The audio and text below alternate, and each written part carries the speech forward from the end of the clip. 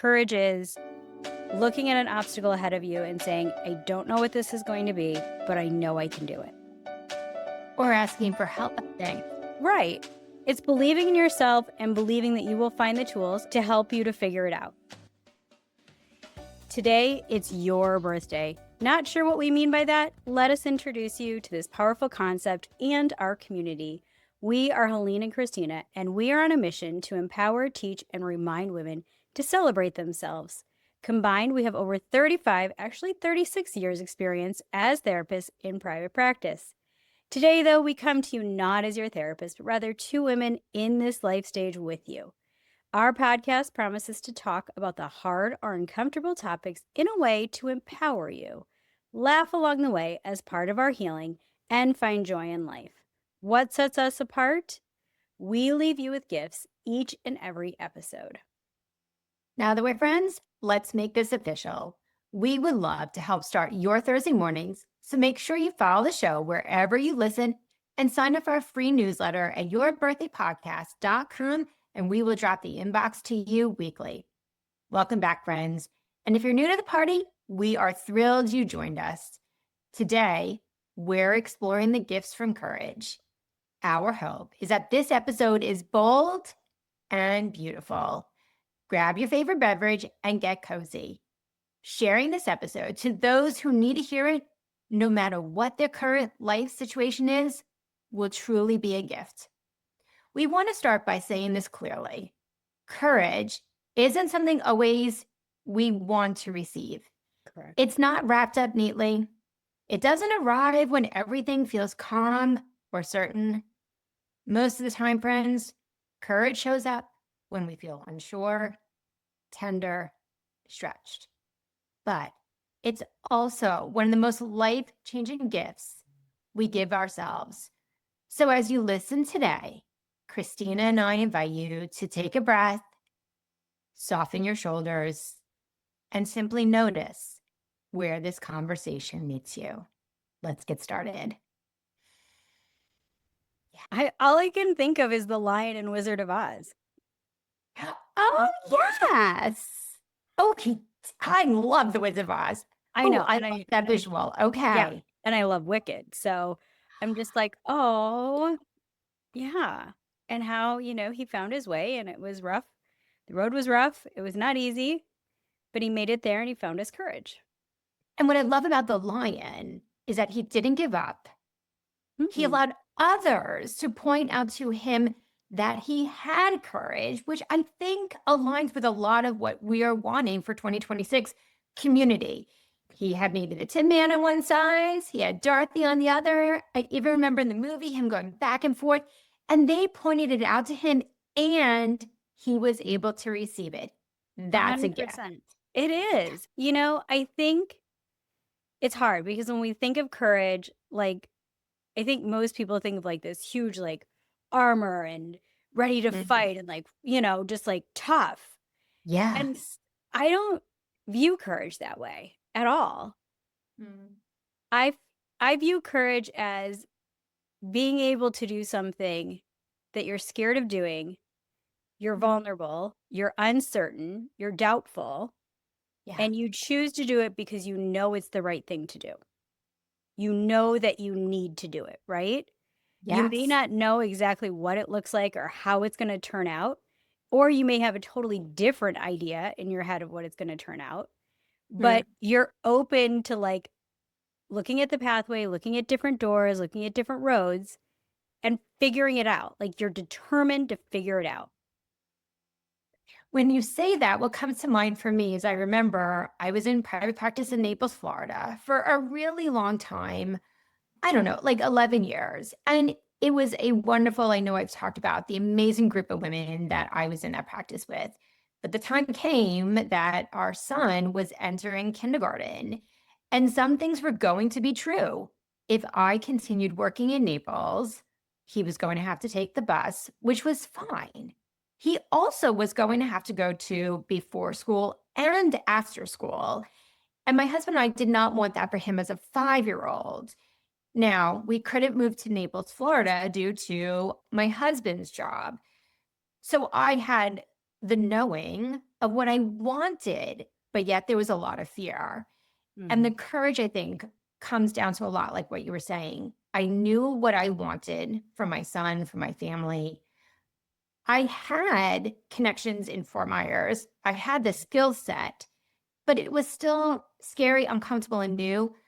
But I didn't muzzle myself. I did the next thing, kind of like the Wizard of Oz. I just had to take one step forward to honoring myself and the value system that we wanted. Yeah. I think, when I'm trying to think of like some of the most courageous people in my life, and I have a friend who is just sharing her medical story, and she's incredible. She's a Mm, therapist herself, right. and she was born with a congenital heart condition, Mm, and it has not bothered her for most of her life until her 40s. And then mm, she started noticing symptoms pretty quickly. And I find her to be courageous because she was constantly shunned by medical professionals saying that she was overreacting. mm. Like, oh, it's not that bad. No, you're fine. Oh, your labs look okay. And she's like, I know my body. I know something's wrong. Yep. And when she got to her cardiologist, because, there's all these people you have to get through first, her cardiologist took one look at her and he said, You're right. And the heart surgeon took one look at her and said, You're right. Mm. And she had her aortic valve replaced in her 40s. Wow. Yes. Wow. Yes. And I mean, incredible recovery, but then she hit obstacles along the way. She had reactions, things like that. But here's the truth.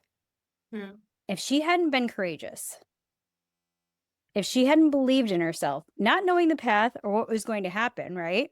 Of But if she course. hadn't believed in herself, I don't think she'd be here today. Oof, that just gave me chills. Right. I mean, when I look at your medical story, you knew and you advocated and you used a strong voice, at times quiet as a mouse because you were scared, but Mhm. you still used your voice and you had a cheering squad behind you Yeah. and a husband who was a fierce lion, not a coward lion, Mhm. determined to keep you. But all of that, I mean, the courage of your children Mhm. when they were going through that and didn't know what their mom's health was going to be like one day to the next, had Yeah. maybe the fear in the back of their mind, would they have their mom when they went to college? Those kind of things. When I I think remember of courage with that situation, I think of my daughter. So my daughter was in fourth grade. So Mm, Sydney was in fourth grade when I was diagnosed. And being in fourth grade, one of the biggest things she asked, like, was I going to lose all my hair? And my hair pre-cancer was very thick and looks different than it does now. And she just crawled up in Ryan's lap, so scared. And yet I will tell you, deep breath.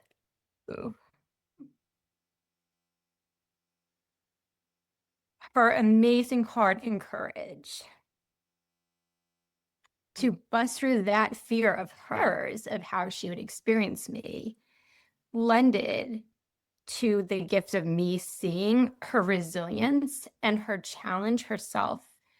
Because most mornings, Ryan would leave for work and people were helping getting the kids to school and things like that. And she was the one who was helping me with my wig a lot.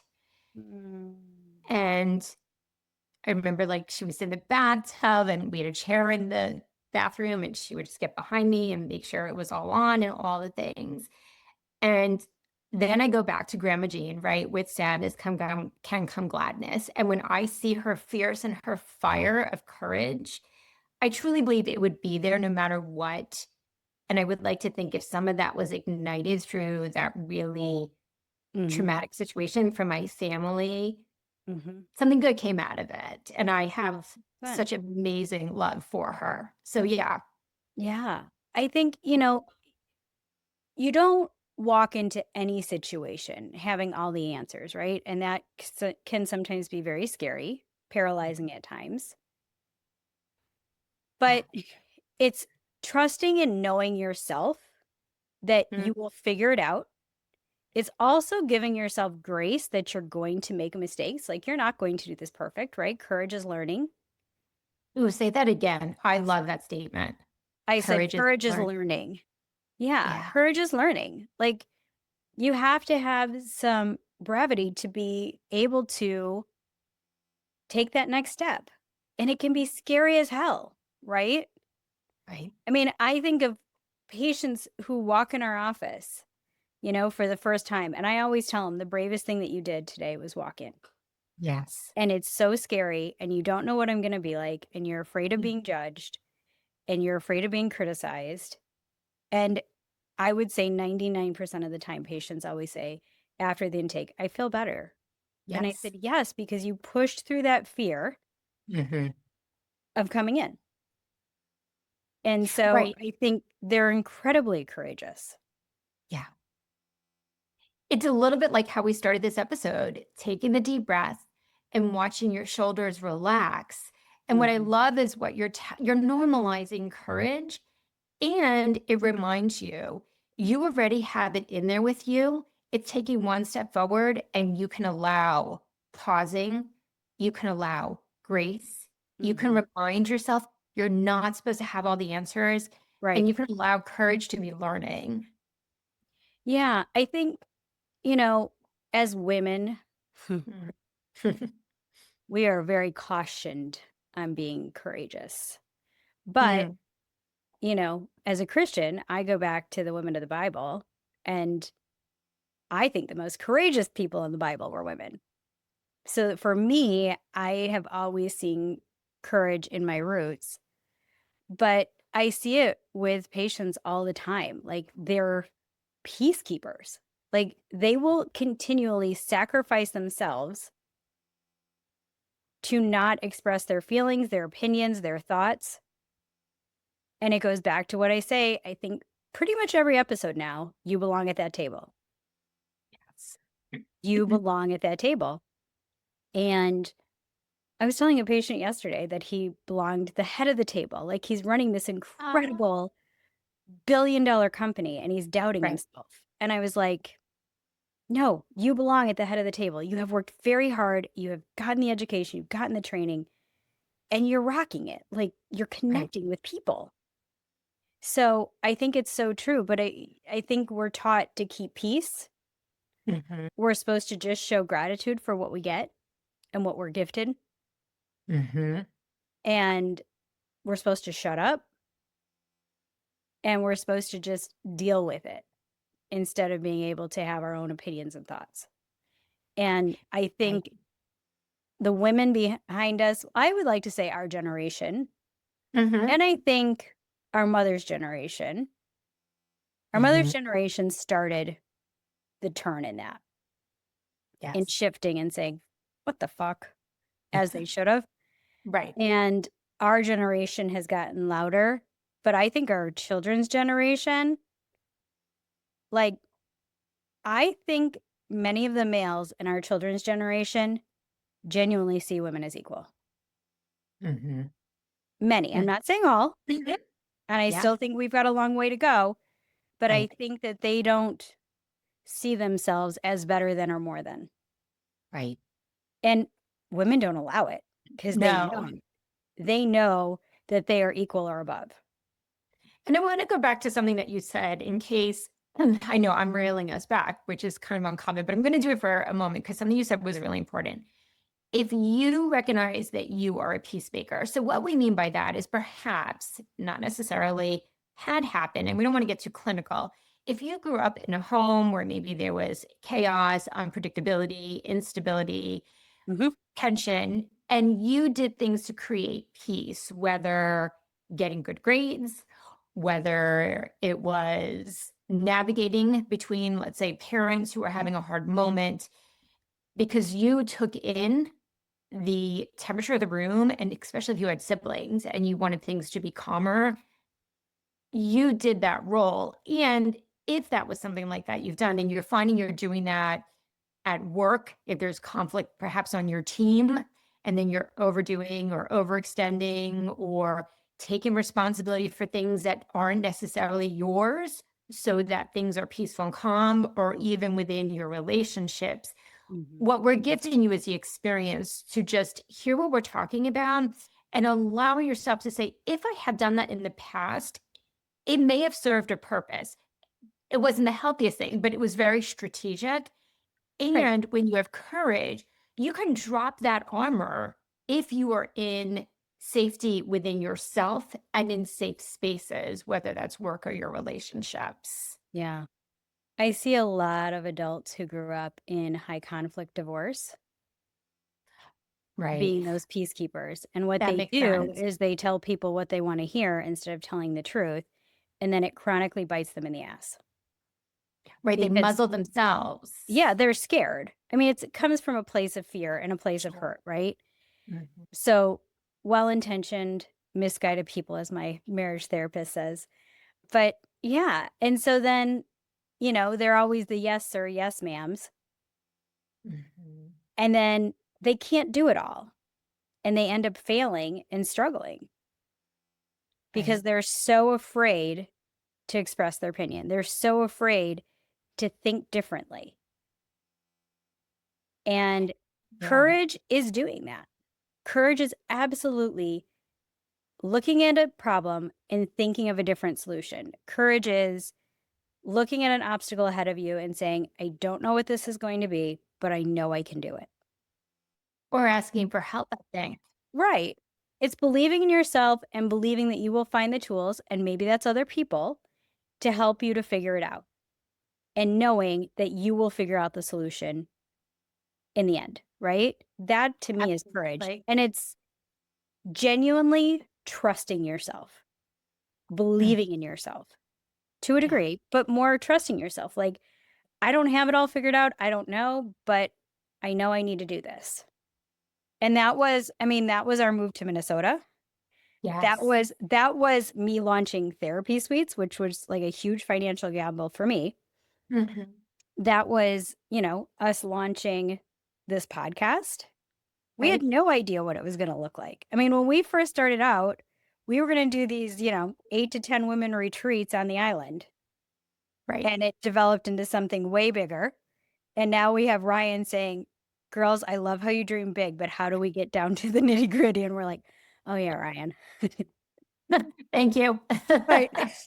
He grounds us, right? Because we just want to like expand, and we're so excited for our members and just loving our It's Your Birthday ladies. So yeah, we get too excited, and not in a bad way, but just in a No, positive way. And then Ryan grounds us like he needs to, which is good.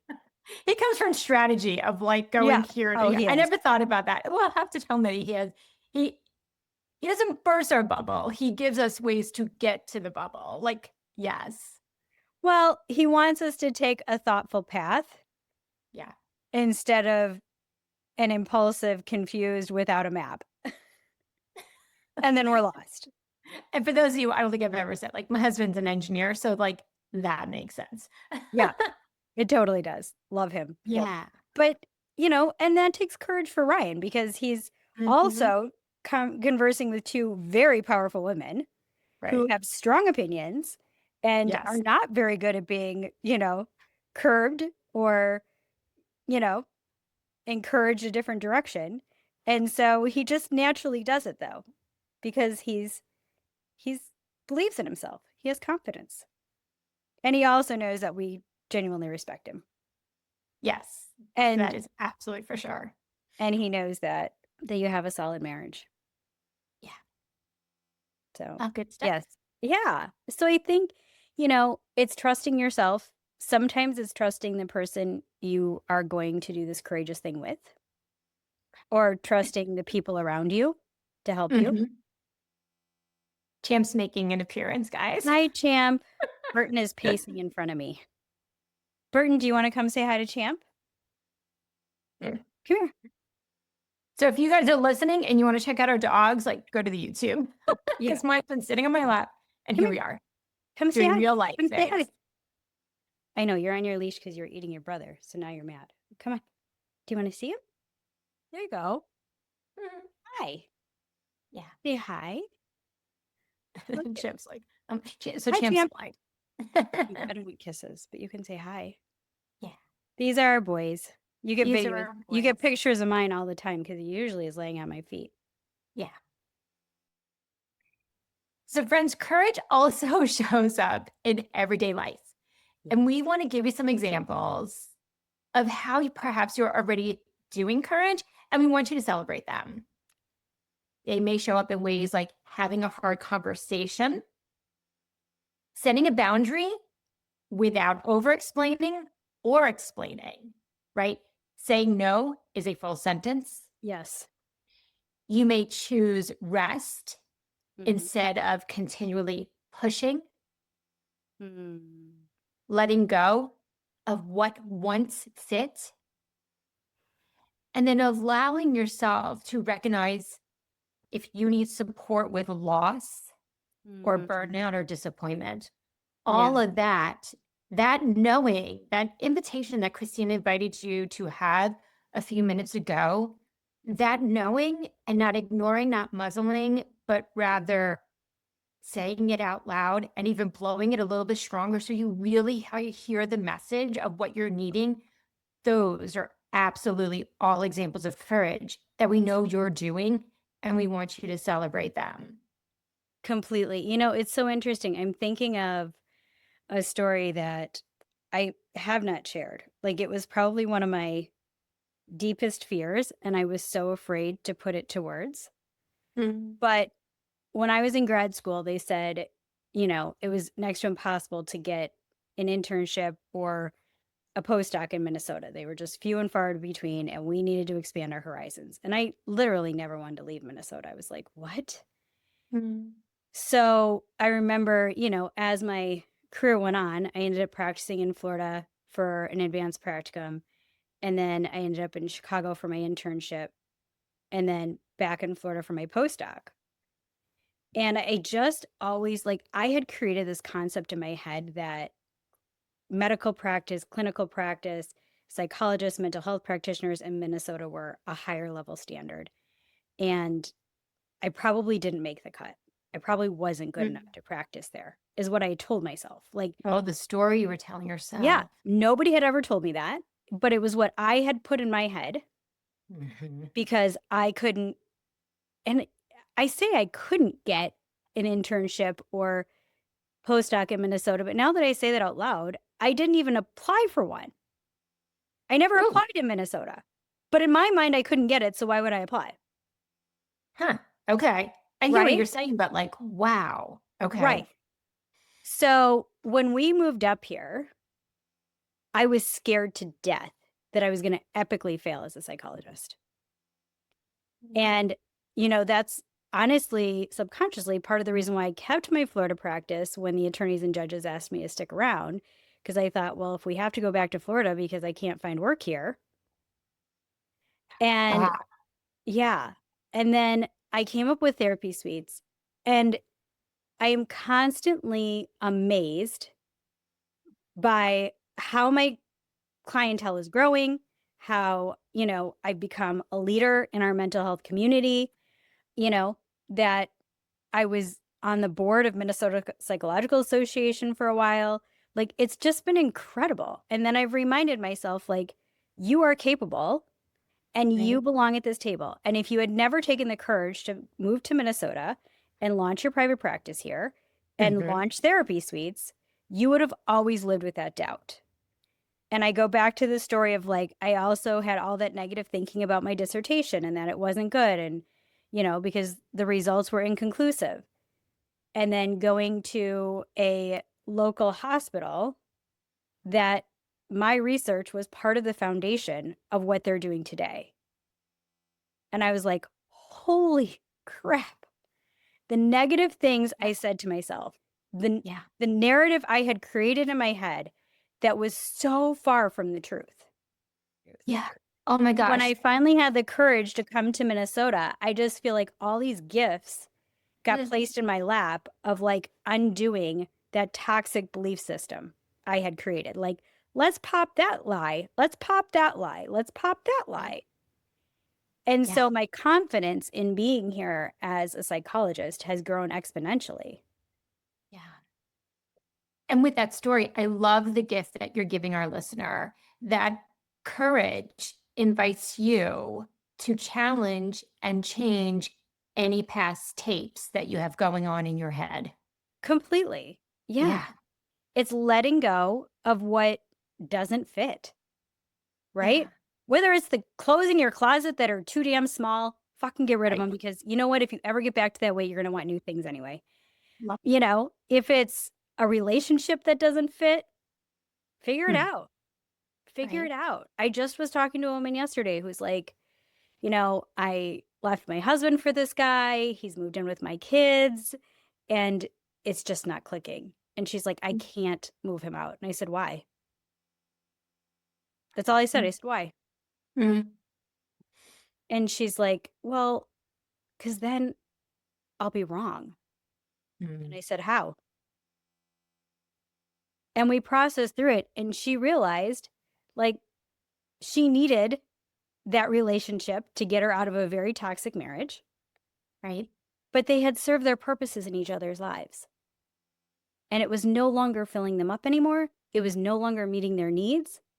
They both had grown in very different ways. And it was no longer a healthy relationship. And neither one of them wanted to make the changes to make it work. It didn't, for many reasons. And I'm not going to get into those because that's her personal life. Yeah. But as we processed, I said, what are you holding on to? Like, where is this guilt coming from and Right. why? And so, we spent lots of time talking about her history, her past, religious beliefs that weren't hers, all of Right. this for her to unravel and realize that, she actually had an opportunity to teach her children Mhm. how to peacefully separate when something wasn't right. Right. And I think what you're sharing with people is that, courage isn't necessarily about becoming someone new. It No. often is about returning to who you've always been, going back to, like you said, the line of the Wizard of Oz. So if you, friends, are in a space that you're like, courage feels big and heavy, and I'm learning through this conversation that it's coming back or reigniting with parts of me, but feel that you need some more support about it and community, you can go to our website, because the gift of rediscovering you is essentially all about that we're talking about. 100%. Same with Gifts of Burnout. Gifts of Burnout is too. It's Yeah. finding courage to what path you're supposed to be on and healing from the one that tore you apart. Right. So on our So- website, friends, Yeah. go to yourbirthdaypodcast.com. If you click on courses, there are our courses. And essentially, you have Christina and I walking you through all of this with handouts, with videos. It's with- really fun. Yes, it's fine. So if any of this is sparking that you're like, I might need some more, check out some of those. Okay. I went ahead and took us derailing, but That's okay. I'm So excited for our people finding them. yes. And I Okay. think, when people see you showing courage and like being brave, it also inspires them. I mean, because I look at people who are courageous and I'm like, okay, like they can do it. They believe in themselves. I can do it. I believe in me. Or, it may even be conversations like telling somebody what you're wanting to do and they're encouraging you. I love that. That's actually one of the things I absolutely love about Therapy Suites is encouraging our members. But, when we're braver, we're not alone. We're not doing this solo. We would highly encourage you to check out the Gift of Community and the Gift of Connection, because both of those seem to go hand in hand with this. I think we have a theme that we weren't even planning, but we've created, Helene. When we were coming up with our topics, these were the things that spoke to us, and now it's turning into a theme. So definitely, we encourage you. We believe in you. We want you to take that step, whatever that step is, a little one, a big one, an in-between one. Just know that we believe in you. And friends, you are always courageous, even if it doesn't feel like it now, even if you're still trying to figure things out, even if you're feeling like the cowardly lion. Courage honors your timing. Remember, it took Helene and I quite a while to figure out exactly what this path looked like if it's your birthday. Friends, if this spoke to you or you think of somebody who you want to encourage with courage, share with us on social media where your courage shines through. Share it with your friends. And remember, Gifts from the Couch on Mondays, that Helene is by far better doing than me. Until next week, friends, happy birthday. Happy birthday.